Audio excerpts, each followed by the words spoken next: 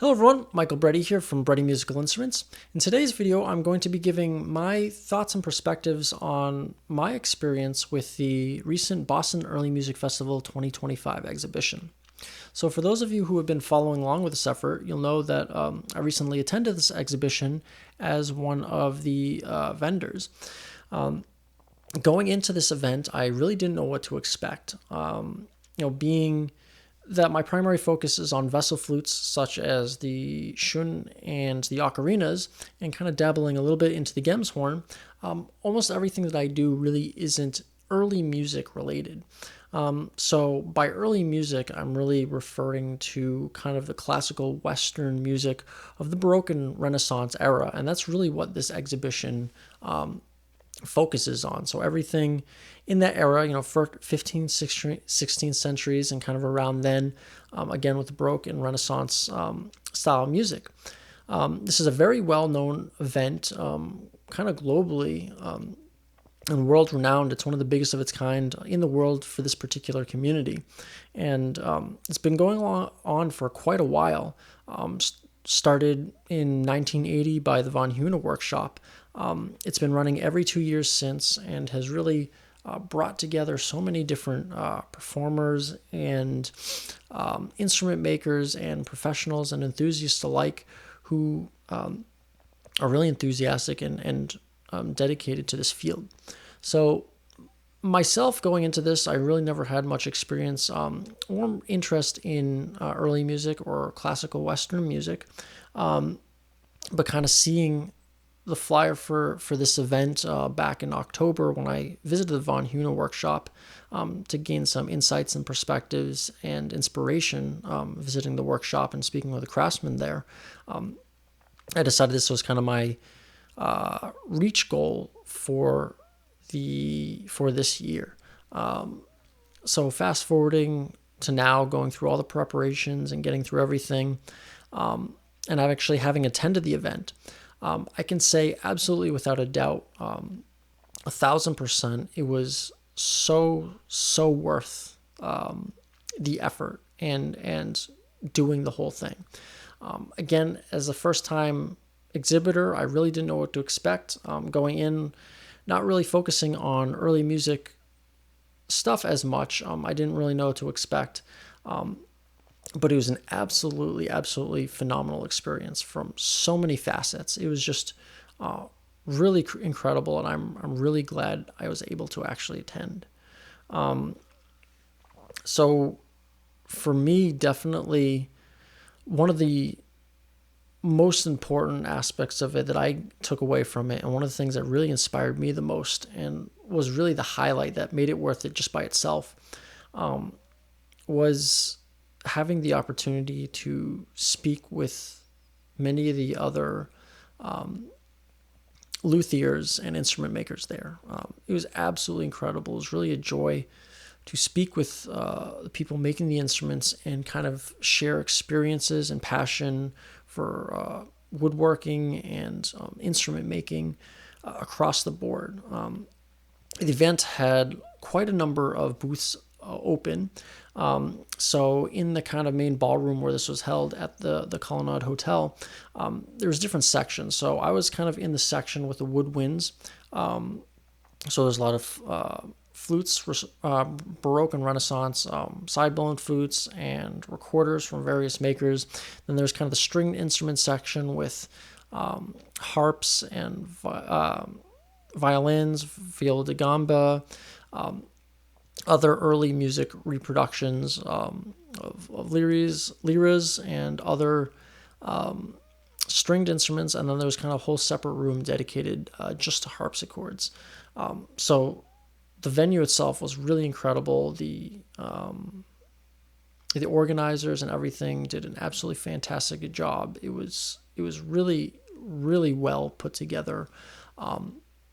For both the vendors and for the attendees there. So I'd say, just from that aspect, it was really incredible. But the thing that really inspired me, again, was speaking with all of the luthiers there. Just seeing the passion and the commitment and the enthusiasm from all the luthiers was inspiring. It was invigorating. And there was this just incredible energy from everyone there, just this collective, kindred spirit amongst all the craftsmen and craftswomen there. And you could really see it not only in their passion, speaking about it, but in the physical display of the instruments that were out. It was really incredible to see the absolute mastery of the craftsmanship with these instrument makers and luthiers. And you could see, the dedication. Many of them have been doing this stuff for decades, full time. Some of them making instruments longer than I've even been alive. So just a sheer testament to the incredible dedication that's required. And I've got to really give, huge respect and shout out to all the luthiers out there actually doing this stuff for many years, even full time. Being a luthier, an instrument maker, is incredibly demanding. And you definitely don't do it with the expectation of reward from a monetary perspective. I mean, this is a really, really high level skill set with lots of multidisciplinary aspects to it. You have to be a master in really so many things. There's a huge investment in time and money with the tooling, and just required actually learning all these skills. The clientele can be quite demanding, especially as you start approaching, really serious musicians who demand, the finest instruments, and it really pushes you to the limits of your capabilities. And ultimately, as a luthier, you are creating the tools that allows musicians and performers to express themselves to their fullest potential. And while their goal is to share their music and their craft with the world in the form of music and performance, our job is to enhance that ability by providing them with the instruments that allows them to reach that potential. And really, from the performance aspect, it really wouldn't be possible without, at a fundamental level, the incredible dedication of all these craftsmen and craftswomen putting literally blood, sweat, and tears into their craft for many, many years, perfecting it, to bring about the tools that allows people to realize their full potential in pursuing playing and performing music. So again, just the sheer energy and excitement that everyone shared from the maker side was really inspiring. And going through the whole exhibition myself and speaking with everyone there, while I wasn't necessarily a early music maker or luthier myself, I really did feel like I fit in with everyone there, despite my stuff being a little bit odd. I didn't feel out of place at all. Everyone was incredibly encouraging and really uplifting, and the reception for what I brought, I think, was really phenomenal from both luthiers and from the attendees. So just being able to share the experiences and speaking with the luthiers, I learned so much just from the backgrounds and what got them involved into the crafts, and kind of their experiences through the years of what they've done over time, and even down to some details about specific instruments, crafting them, and differences in woods and the finish and the voicing process, and seeing amazing craftsmanship from traditional instruments to kind of more modern interpretations of these instruments and some new advances in the field. It was really quite incredible. So again, I've got to really commend anyone out there who dedicates their time full time to doing this. I myself, this is not my full-time job. I do this on the side of my day job. I'm an engineer for a particle accelerator facility, so very diverging areas. I would love to make instruments full-time, and being at this event really, reinforced my passion for instrument making. I've been doing it for many years on the side, just from middle school and high school, getting into wind instruments and other world instruments, strings, and everything else. Only recently, with this effort with Brady Musical Instruments, I've started to explore making higher end instruments for performers and collectors alike. So kind of dabbling in that. I do this all in my free time. And as much as I would love to do it full time, I don't know if I'll ever really have the means to dedicate myself to this at that level. Just, the day job provides stability, and, I gotta provide for the family with my wife and kid. Having all these ideas, and having all these woods, and wanting to do all these instruments and push further, it can definitely be frustrating that the progress isn't as fast as I want. Like, if I was spending 10, 12 hours a day working on instruments, I'd have so many instruments, so many new things coming out, but it's not really practical at this stage. So seeing people who take that leap of faith and put themselves out there, doing this full time and dedicating their life to the craft, it takes an incredible amount of courage. And I have a lot of respect for the people who do this. So again, being able to share that experience with others and kind of getting their thoughts and perspectives was really inspiring, and also reaffirming for myself, even though I'm doing this kind of on the side, still motivating me to push this craft as much as I can to the next level. So speaking with the luthiers, I was able to make some new friends there, and really share these experiences, which, as a luthier, it can be a bit isolating. Sitting in the basement, in the workshop for hours, many hours at a time, making these instruments. And oftentimes the people around you, they are interested in the stuff, but they don't really take the passion of it like you do. So you can't really share your perspectives on it the same as with other people who are actively involved in it. So I think it was a really great experience to be able to share the similar perspectives with others, and people from all different backgrounds coming together to pursue what they love, which is making the instruments.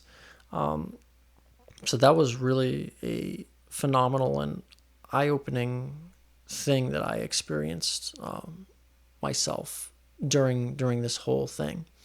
The exhibition itself, it's long. It was four straight days from 10 to 5, manning the booth, plus the commute in and out of Boston and everything. It was tiring, but it was so worth it. And I actually had the opportunity to do this with my wife as well. She came along and really helped out. I mean, she designed the Brady Instruments logo. She helped, she consult with, laying out the poster and the layout of the instruments and kind of all the details beyond the woodworking and voicing aspect of the craft itself. So I'm incredibly grateful always for her support. And I think being able to share this experience with her made it even more special. We both love instruments. We both met through musical instruments. And I think we both really enjoyed being on the other side of the table and really getting to experience this. So just from the perspective of talking with the other luthiers there was absolutely enough to make it worth it.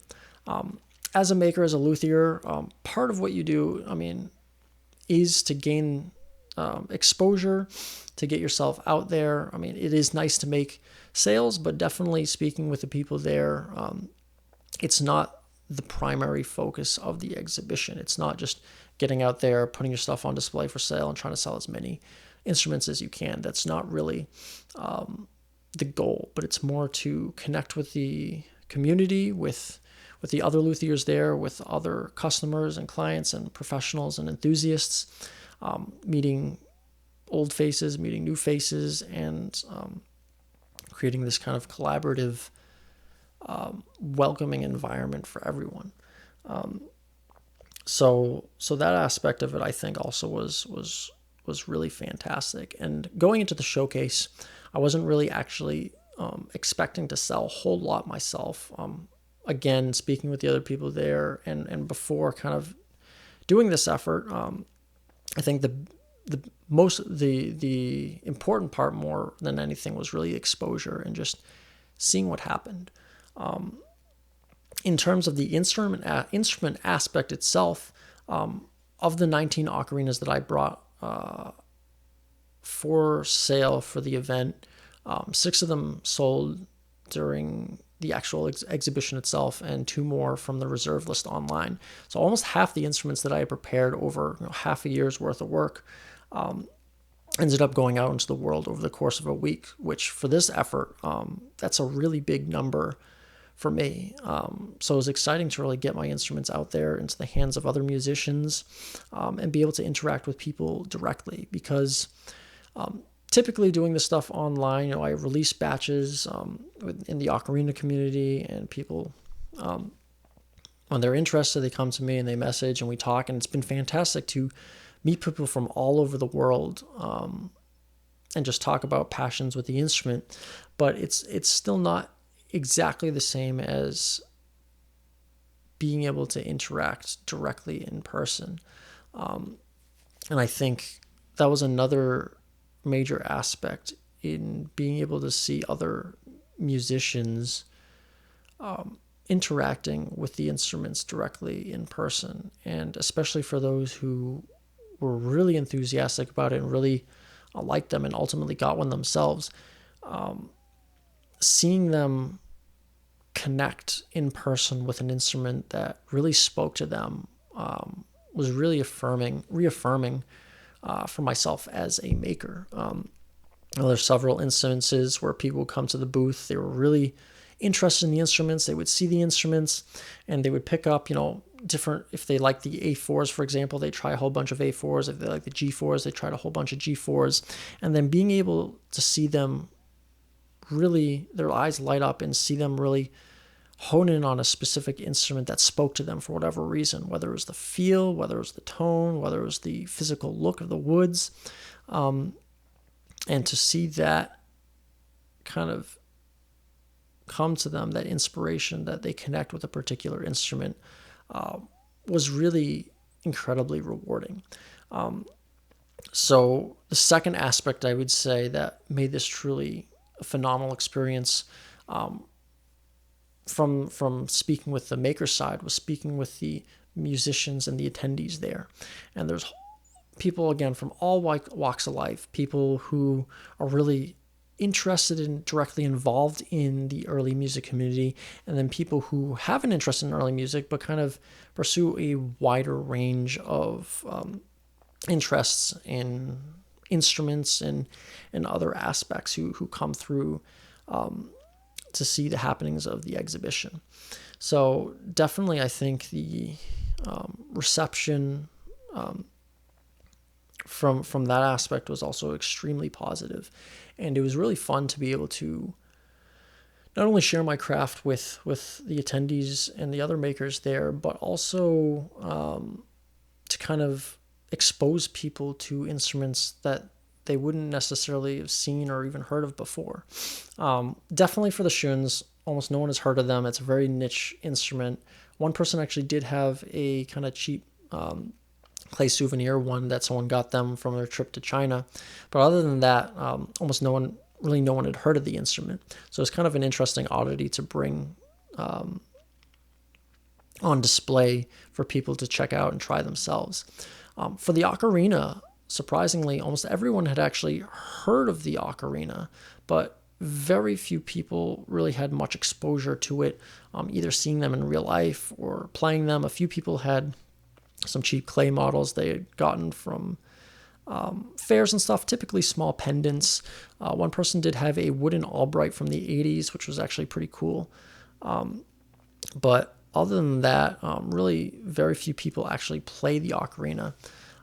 So it was a really cool opportunity to expose lots of people to the ocarina, to let them know about the various types, the aspects of the instrument, letting them try it out and see it in person.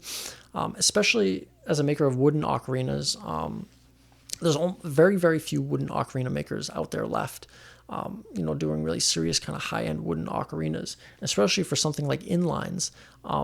There's almost no active inline ocarina makers out there. So while this is kind of my unique interpretation on the ocarina, I think it is really beneficial as a whole for getting people exposed to the ocarina and seeing kind of what is out there in terms of instruments.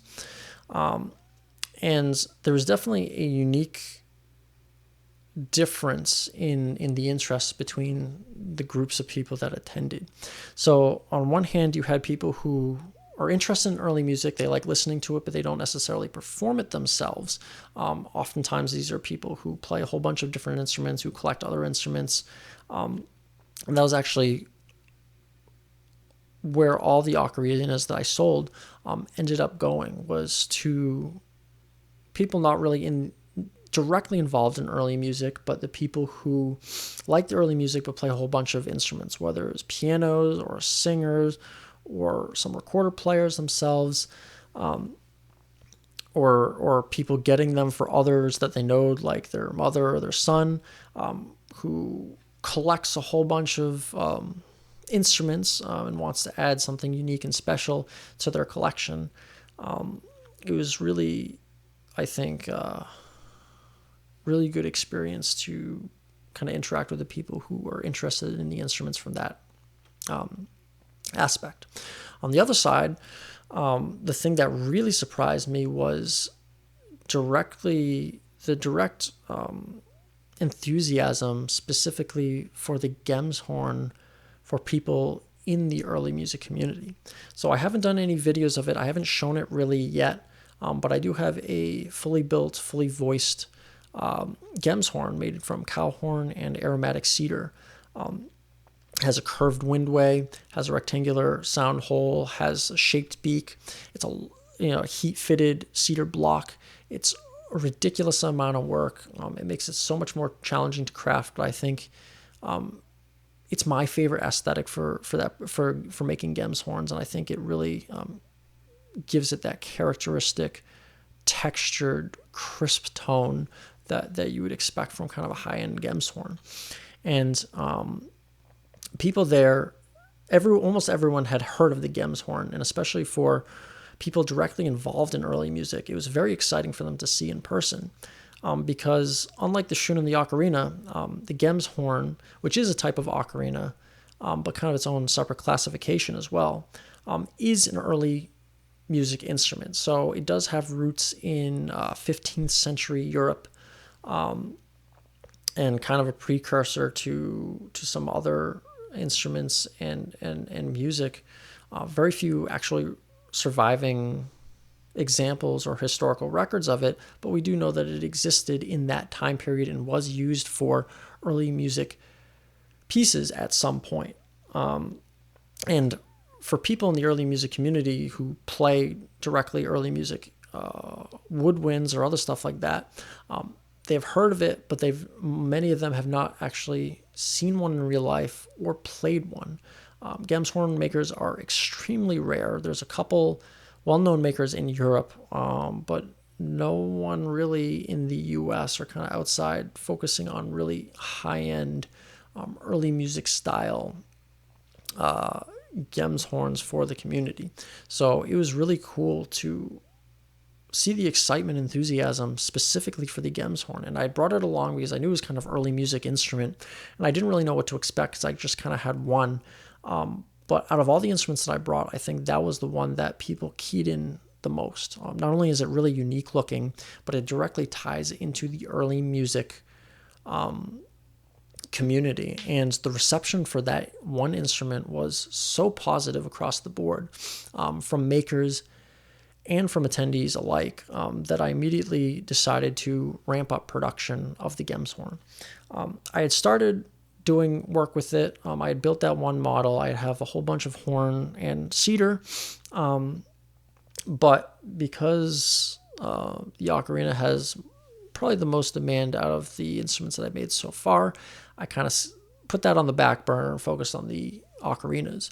But because there's kind of large gap in people making GEMS horns in the field, and quite decent interest in the GEMS horn for early music people in general, I've decided to ramp up production for that instrument. So there will definitely be a lot more to come for that. So I will probably put out a video and pictures and stuff of the one that I've made at some point to kind of give a sneak peek, kind of look and listen to what to expect. And I am planning on doing a few different categories of the GEMS horn. So a more early music style GEMS horn with the traditional horn and the cedar block and the recorder style fingering, as well as a more modern interpretation. So a solid wood GEMS horn with more linear fingering, tailored more in a little bit more extended range, tailored to maybe people in the ocarina community as well.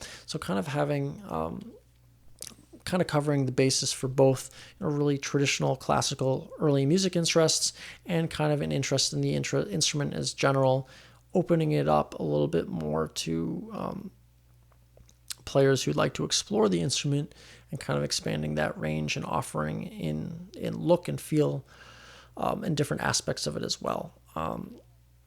So that was another really eye-opening kind of experience with this, and kind of expanding from that. Not only am I going to be looking to do more GEMS horn production, but also exploring some other early music wind instruments in general. So I already have plans, and I'm doing research on another type of early music wind instrument. I won't reveal it yet, but there's already plans in the process for first prototypes for that. So that'll be a really cool one to kind of add to my repertoire of growing instruments, in addition to a whole bunch of new ocarinas that's been in production, new styles, and other things like the shun and the GEMS horn. And then on the ocarina side, kind of taking inspiration from what I've seen from the other woodwinds, especially the absolutely incredible recorders. I really hadn't been interested in the recorder before kind of getting more involved in the ocarina, but listening to it a lot, gaining inspiration from a lot, seeing the craftsmanship in person and getting to play them and hear them in person, just the incredible voicing and the richness of really high-end wooden recorders was so inspiring that I want to try to capture some of that in my ocarina work. So I have decided to kind of explore a early music recorder inspired ocarina design. So still kind of in line like this, but tweaking some of it, looking at some of the traditional woods and finishes and stuff, to kind of tap into that and merge those two interests together. And it's not meant to be a recorder. It's not meant to be a ocarina that sounds and plays exactly like a recorder. They're different instruments. There's different dynamics and principles, but to kind of capture that feel and inspiration from what I saw at the event.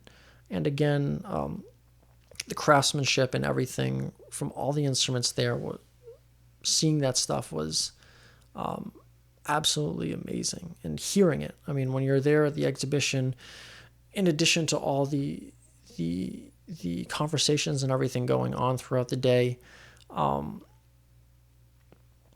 another big aspect was listening to all these instruments being played throughout the day. So you have people testing out recorders and side-blown flutes and violins and all these other instruments kind of in the background, creating this, again, just adding to the energy of this event, hearing kind of flourishes of notes and other phrases from early music, snippets of songs and everything, as people, explored the dynamics and pushed the instruments and kind of got acquainted with them, I think really added to the entire feel of the exhibition.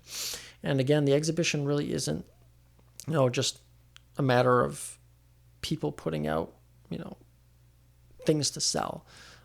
It's really a continuous dialogue between, from maker to maker and maker to musician. And that's the part that I think was again really inspiring to be a part of. Another really cool thing that I gained from this whole effort was my experience seeing people's preferences in different instruments. Everyone has a different taste, and something that was really fascinating and also really reaffirming for myself was when there's several people coming to the booth to see the instruments, and they want me to play some sound samples on different instruments to kind of get an idea of what they sound like, because picking up an ocarina or Schön or Gemshorn and you've never played it before, you're not going to quite, it is tricky, and you're not going to quite get the full dynamic of what the tone is supposed to be. So there are many instances where people wanted to hear kind of what it would sound like from someone who knows how to play them. And, playing a whole bunch of different things from the example, comparing like the Gemshorn and the ocarina, or several A4 ocarinas or several E4 ocarinas, for example. What was really cool is in those instances, there was no one instrument that everyone pointed to and said, I like that. And every instrument from the people listening, between myself and my wife and other people at the booth, when I played a sample between different instruments, everyone had their own personal favorite from the tone. And if I played a bunch of instruments and everyone pointed to one instrument, then it's like, well, maybe that instrument is really the best and the other ones are not as good. But that really wasn't the case. It was always a really uniform spread across. One person liked this instrument, one person liked this instrument, one person liked this instrument. Nobody could agree on what really the best is. And really, as an instrument maker or an ocarina maker in specific, you find that there is no one best instrument. There's no perfect instrument. Everyone has their own unique taste, unique preferences.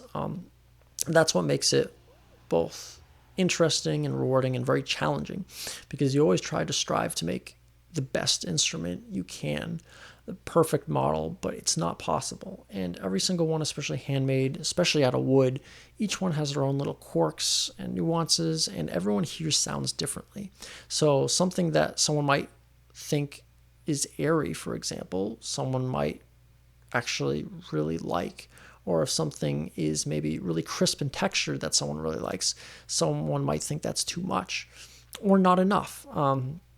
So there's always this variation between what people prefer. And seeing that in person, just seeing kind of that uniform spread between everyone, that no one instrument stood out to everyone, was really reaffirming.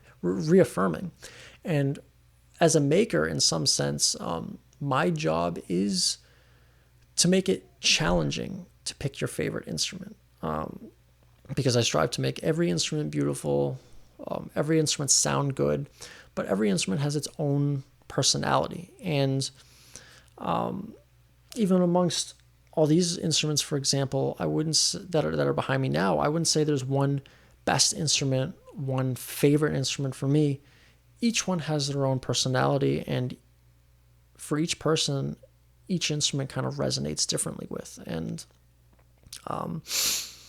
being able to see that play out in real life, I think was really cool. And it's not something that you get to see as much as a maker, especially kind of doing this on your own, on the side, kind of interacting with people online, you kind of miss that aspect of the interaction between maker and musician.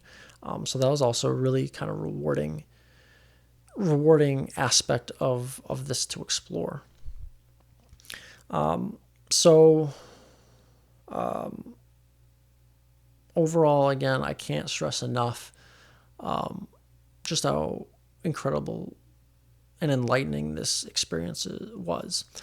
Moving forward, I'm already planning on preparing for the next event. It's held every 2 years. I know kind of what I want to refine and improve and bring to the next event, catered a lot more towards early music community while still having some of my own kind of original ideas as well, and focusing on kind of the early music group for that, as well as kind of broadening my reach and focusing on kind of more general instrument stuff. So this venue would be really great for early music type efforts, whereas looking into some other events, looking at a more general spread of musical instruments like folk instruments, for example, which the ocarina fits quite nicely into.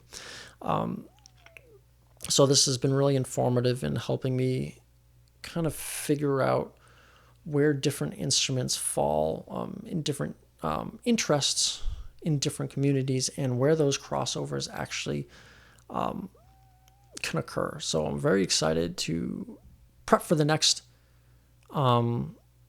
event, push forward, push new designs, new ocarinas, new inspirations, new gems horns, new instruments that I haven't even tapped into yet, and expanding my reach, still catering a lot to the ocarina community and providing my take on wooden ocarinas, but also expanding my reach into kind of the early music group and offering my skill sets in filling kind of a gap in instruments that is kind of there at the present with some instruments. So it's been really informative from that aspect of it. So in specific for the ocarinas that I brought, again, out of the 19 that I had brought, 8 of them were sent out into the world, which is really cool. And for a bunch of those ocarinas, I actually let go of some that I said that I would keep, particularly number 3A4 with the koa body, and number 5, which was a G4 made from curly Nara and fiddleback Clara walnut. Now, seeing people connect with the certain instruments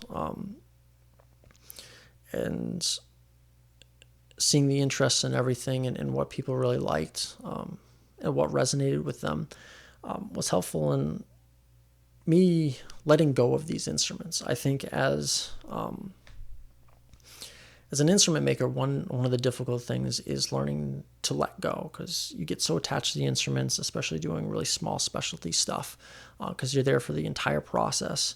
And certain builds, every single build has a story behind it. Some are a little bit more personal, and ultimately realizing that really the instruments that I make aren't necessarily for me. When I built these, my intention was really to send them out into the world, not really for myself. So as a maker, even though I made these were never really made for me.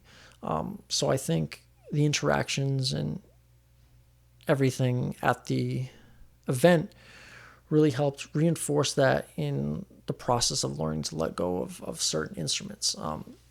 So I decided to, everything that I brought for the ocarinas, let them all out there, let them all go, and help them find good homes that they would be enjoyed and played to their potential.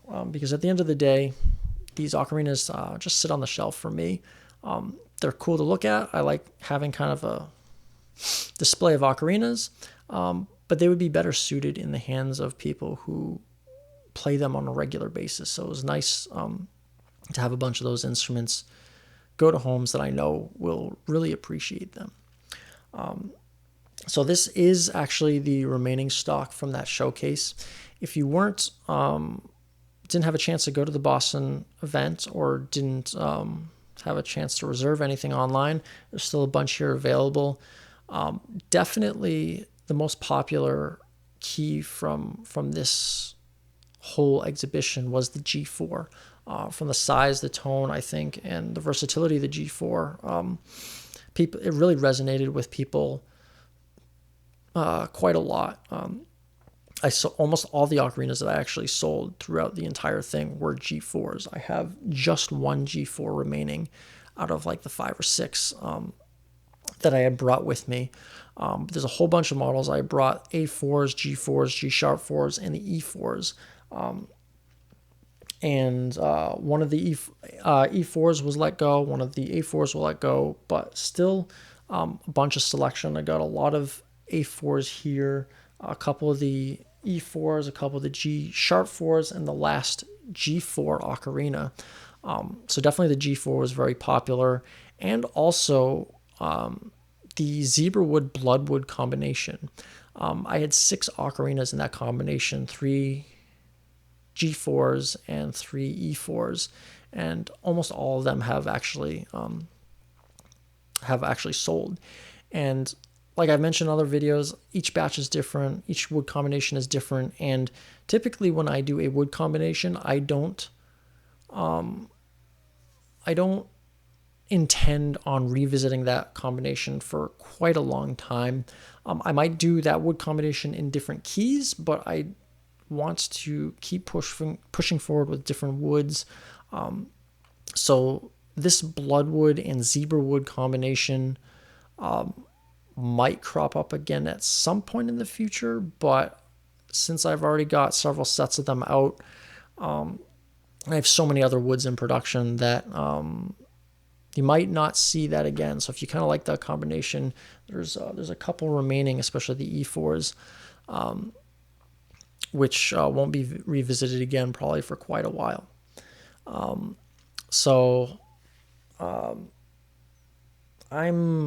really excited just from the experience from it, from the feedback, from actually getting a whole bunch of ocarinas out there.